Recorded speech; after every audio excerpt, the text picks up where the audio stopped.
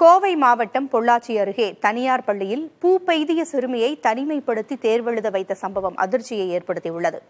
இது தொடர்பாக மாவட்ட கல்வி அலுவலர் விசாரணை நடத்தி அறிக்கை தாக்கல் செய்ய மாவட்ட ஆட்சியர் உத்தரவிட்டுள்ளார்.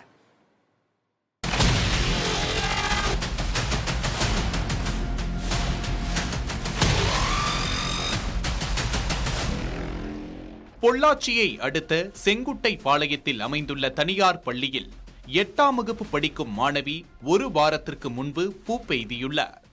தற்போது முழு ஆண்டு தேர்வு நடப்பதால் இதுகுறித்து பள்ளி நிர்வாகத்திடம் பெற்றோர் தகவல் தெரிவித்துள்ளனர்.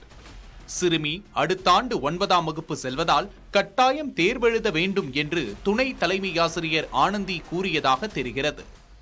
இந்நிலையில் கடந்த திங்கட்கிழமை பள்ளி வகுப்பறைக்கு வெளியே தனிமைப்படுத்தப்பட்ட நிலையில் சமூக அறிவியல் தேர்வு எழுதிய மாணவி தனக்கு உடல்நிலை பாதிக்கப்பட்டுள்ளதாக தாயிடம் தெரிவித்துள்ளார். பிரின்சிபல் மிஸ் உனக்கு இங்கே உட்காந்து படியில் உட்காந்து எக்ஸாம் எழுத சொன்னாங்களா? இதுக்கு முன்னாடி எப்போ எழுதுன எக்ஸாம்? மண்டே இங்கே தான் உட்காந்து எழுதுனியா? எந்த டெஸ்கில் முன்னாடி உட்காந்து ஹாஸ்பிட்டலில் தான் உட்காந்து எழுதுனியா? சரி எழுது.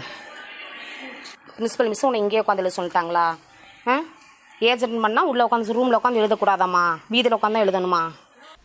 மீண்டும் புதன்கிழமை அறிவியல் தேர்வுக்கு சென்ற மாணவி 2வது முறையாகவும் பள்ளி வகுப்பறையிலிருந்து வெளியேற்றப்பட்டு தனிமைப்படுத்தப்பட்டுள்ளார்.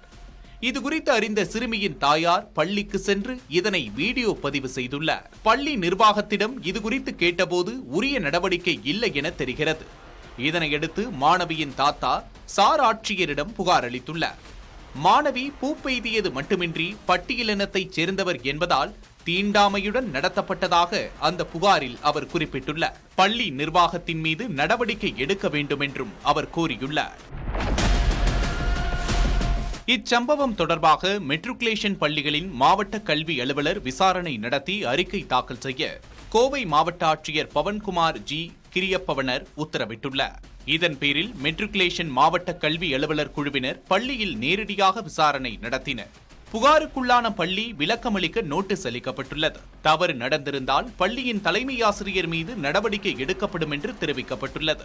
மறுபுறம் மாவட்ட கல்வித்துறையும் விசாரணை நடத்தி வருகிறது.